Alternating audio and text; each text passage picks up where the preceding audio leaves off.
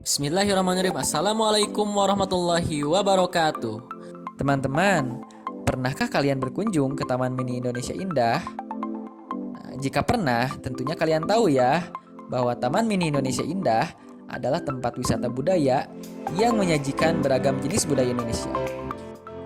Nah, teman-teman, yang akan kita bahas hari ini adalah tentang keberagaman budaya. Seperti yang kita ketahui, bahwa Indonesia ini memiliki berbagai macam suku bangsa, sehingga hal tersebut tentunya akan menghasilkan berbagai macam keberagaman budaya. Ada berbagai macam keberagaman budaya yang ada di Indonesia. Contohnya yang pertama itu adalah ada keberagaman rumah adat. Teman-teman coba perhatikan gambar-gambar berikut. Nah, itu adalah gambar contoh rumah adat yang ada di Indonesia. Apa sih yang dimaksud dengan rumah adat itu? Rumah adat adalah rumah atau bangunan yang memiliki ciri khas suatu suku bangsa. Rumah adat memiliki arsitektur sesuai dengan kekhasan masing-masing daerahnya. Dan rumah adat ini selain digunakan untuk tempat tinggal, biasanya rumah adat juga digunakan untuk melambangkan kedudukan masyarakat yang ada di daerah tersebut. Ada banyak sekali rumah adat yang ada di Indonesia dengan bentuk yang beragam pula. Contohnya misal, ada rumah gadang dari Sumatera Barat. Kemudian ada rumah Banjar Bubungan Tinggi dari Kalimantan Selatan. Terus ada rumah Bugis dari Sulawesi Selatan. Dan masih banyak lagi berbagai macam rumah adat yang ada di Indonesia dari seluruh suku bangsa ini. Nah, bentuk rumah adat selain diadopsi oleh rumah tempat tinggal, bentuk rumah adat juga biasanya digunakan untuk berbagai jenis bangunan.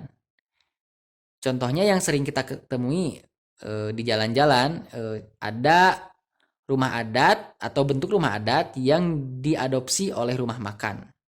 Tentunya kalian pernah melihat ya, rumah makan yang bentuk bangunannya menggunakan arsitektur dari rumah adat.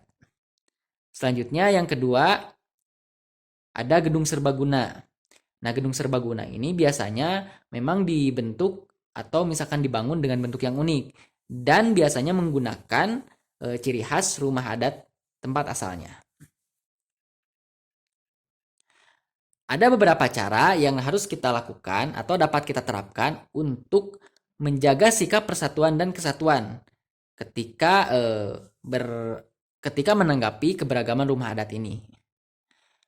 Apabila kita diberi kesempatan untuk datang atau mengunjungi rumah adat suatu daerah, maka yang harus pertama kita lakukan adalah kita harus memuji keindahan bentuk rumah adat tersebut. Apalagi ketika rumah adat tersebut adalah rumah adat daerah lain. Kemudian yang kedua, tentunya kita harus menjaga kebersihan dan tidak merusak hiasan ukiran pada rumah adat. Nah, selanjutnya kita tidak boleh menganggap bentuk rumah adat daerah kita itu adalah bentuk yang paling bagus. Seperti yang kita ketahui bahwa Indonesia ini terdiri dari berbagai macam suku bangsa. Dan setiap suku bangsa memiliki kekhasannya masing-masing. Sehingga hal tersebut juga akan berpengaruh pada bentuk rumah adatnya. Nah, yang terakhir adalah kita bisa menerapkan sikap persatuan dan kesatuan dalam keberagaman rumah adat ini dengan cara mempelajari bentuk dan makna rumah adat sehingga kita akan merasa semakin bangga dengan kekayaan bangsa Indonesia ini. Salah satunya adalah keberagaman rumah adatnya. Selain keberagaman rumah adat, di Indonesia juga memiliki keberagaman pakaian adat. Nah, coba teman-teman perhatikan gambar berikut ini. Ini adalah contoh-contoh pakaian adat dari berbagai daerah yang ada di Indonesia. Pakaian adat adalah pakaian yang menjadi ciri khas suatu suku bangsa. Pakaian adat biasanya terbuat dari bahan dan hiasan yang berasal dari sumber daya alam daerah asalnya. Nah, pakaian adat ini ada yang digunakan untuk pakaian sehari-hari dan ada juga yang secara khusus digunakan dalam upacara atau tarian adat tertentu. Dalam menghadapi atau menanggapi keberagaman pakaian adat ini, ada beberapa sikap yang harus kita hindari. Seperti yang pertama, kita tidak boleh menganggap pakaian adat daerah kita yang paling bagus. Kemudian yang kedua, enggan menggunakan pakaian adat karena tidak modern. Nah, ini hal yang perlu kita hindari ya, sikap seperti ini. Kemudian ada juga merasa tidak nyaman dan kurang senang memakai pakaian adat daerah lain. Nah, itu hal-hal yang perlu kita hindari ya ketika kita diberi kesempatan untuk menggunakan pakaian adat dan juga diberi pilihan misal untuk menggunakan pakaian daerah adat tertentu. Nah, tadi adalah hal-hal yang harus kita hindari. Nah, selanjutnya adalah sikap yang harus kita lakukan ketika kita diberi kesempatan untuk menggunakan pakaian adat atau ketika kita menanggapi keberagaman pakaian adat ini. Yang pertama yang harus kita lakukan adalah menganggap keberagaman pakaian adat adalah kekayaan bangsa yang harus kita syukuri. Yang kedua adalah mengakui bahwa setiap pakaian adat memiliki keunikan masing-masing, sehingga kita tidak perlu membandingkan antara pakaian adat satu dengan pakaian adat lainnya. Selanjutnya, kita ketika memakai pakaian adat daerah lain harus menggunakannya dengan rasa senang hati dan juga bangga ya, merasa terhormat. Dan yang terakhir, merasa bangga ketika memakai pakaian adat daerah asal maupun daerah lain.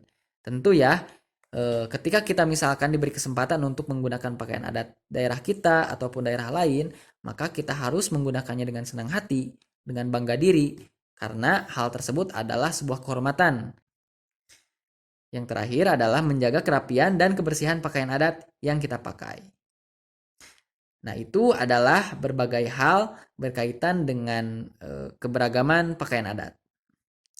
Di Indonesia, selain keberagaman budaya, maksudnya selain keberagaman pakaian adat dan juga keberagaman rumah adat, ada juga keberagaman bahasa daerah. Setiap suku bangsa tentunya memiliki bahasa daerahnya masing-masing, sehingga mereka menggunakan bahasa tersebut untuk berkomunikasi satu sama lain. Nah, apabila kita berada di lingkungan dengan keberagaman suku bangsa, maka agar tidak kesulitan dan tidak menimbulkan kesalahpahaman ketika berkomunikasi, alangkah baiknya kita menggunakan bahasa persatuan, yaitu bahasa Indonesia.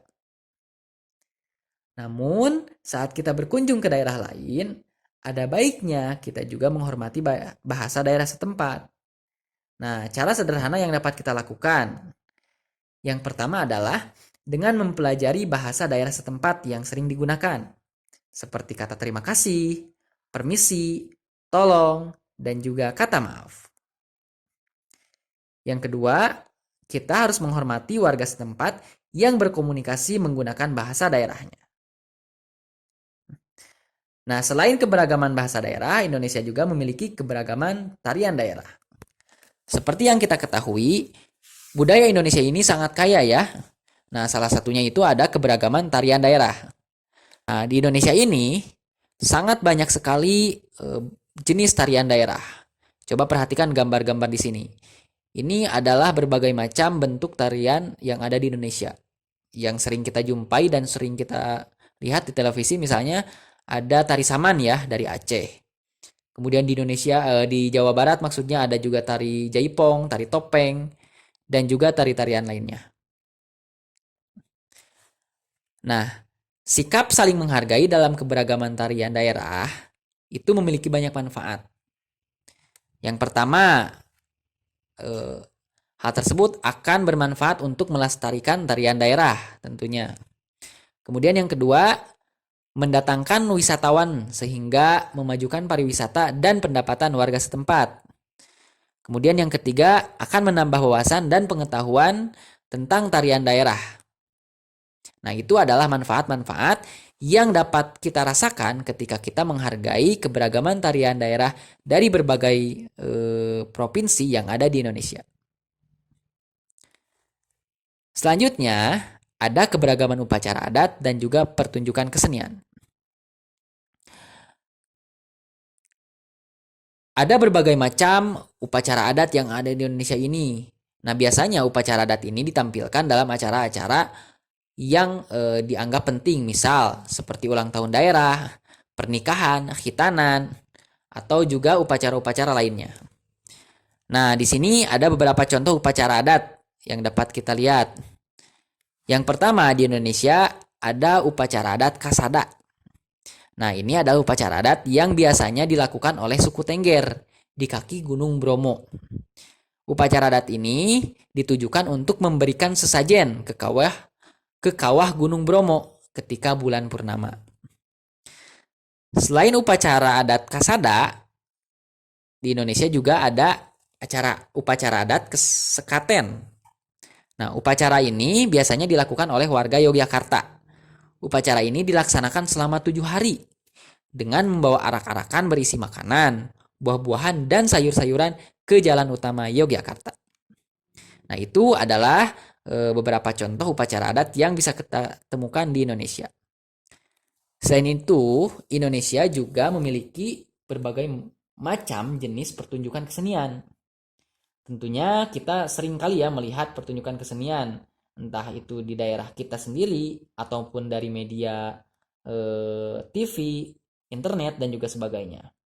Nah, pertunjukan kesenian ini ditujukan biasanya untuk menghibur atau juga untuk menerima tamu-tamu yang dianggap terhormat dari daerah lain. Ada beberapa contoh pertunjukan kesenian yang bisa kita temukan di Indonesia. Contohnya misal ondel-ondel. Ini adalah pertunjukan kesenian yang berasal dari Jakarta. Nah, ondel-ondel adalah boneka raksasa yang terbuat dari anyaman bambu, diberi pakaian dan hiasan sehingga tampak seperti manusia. Nah, arak-arakan ondel-ondel biasanya juga diiringi dengan musik tradisional DKI Jakarta tentunya. Nah, selanjutnya yang kedua, contohnya ada Reog Ponorogo. Reog Ponorogo ini merupakan pertunjukan kesenian yang menampilkan berbagai tokoh seperti Warok, Barongan, dan Ganongan. Kesenian ini biasanya diiringi dengan berbagai alat musik tradisional. Selanjutnya ada wayang golek. Nah, wayang golek ini merupakan kesenian boneka yang terbuat dari kayu dan digerakkan oleh seorang dalang. Dalam kesenian wayang golek ini, kita biasanya akan ditampilkan dengan drama atau cerita berupa cerita legenda, mitos, dongeng, atau bahkan sejarah. Kesenian wayang golek ini berasal dari Jawa Barat. Nah, untuk menyikapi keberagaman upacara adat dan juga pertunjukan seni, ada hal-hal yang harus kita perhatikan. Salah satunya itu adalah sikap yang harus kita tunjukkan untuk menghargai keberagaman upacara adat atau kesenian daerah.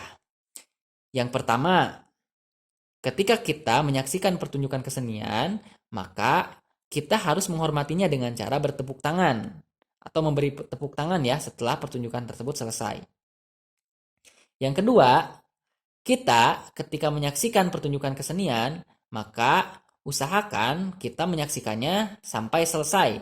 Tentunya juga dengan perasaan yang gembira. Yang ketiga, ketika kita menyaksikan atau mengikuti upacara adat dan pertunjukan kesenian, maka ikutilah acara tersebut dengan tertib. Dan yang terakhir adalah mempelajari pertunjukan kesenian daerah lain melalui sanggar seni atau orang yang ahli.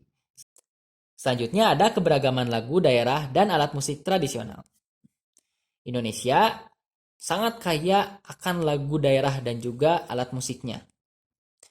Coba teman-teman perhatikan tabel berikut.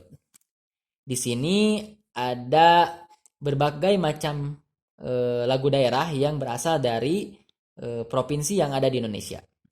Kita lihat contohnya di sini ada Aceh, lagu daerahnya dengan Bengung Jempa. Kemudian ada Bengkulu dengan Lalan Belek. Terus ada DKI Jakarta dengan Kicir-Kicir. Kemudian ada Maluku dengan Burung Tantina. Dan juga lagu-lagu daerah lainnya yang dapat kalian pelajari dan juga baca dari buku atau juga berbagai macam media seperti internet dan juga lainnya. Nah, selanjutnya ini adalah contoh alat musik tradisional. Nah, kalian dapat perhatikan ini adalah beberapa contoh alat musik tradisional yang berasal dari Indonesia. Misal di sini ada gamelan dari Jawa Tengah, kemudian juga ada japlen dari Kalimantan Tengah, ada panding dari Kalimantan Selatan, dan juga alat-alat musik lainnya. Nah, teman-teman, itu adalah keberagaman budaya yang ada di Indonesia. Semoga keberagaman tersebut menambah kecintaan kita terhadap bangsa Indonesia ya. Itu saja untuk materi tentang keberagaman budaya. Apabila ada hal-hal yang masih belum dipahami atau kurang jelas, silakan dapat teman-teman tanyakan kepada guru kelas masing-masing. Dan setelah menyimak video ini, pembelajaran ini, silakan laksanakan juga proyek yang sudah diberikan. Mudah-mudahan apa yang hari ini disampaikan dapat bermanfaat. Dikumpulkan sekian saja. Wabillahi taufiq wal hidayah. Wassalamualaikum warahmatullahi wabarakatuh.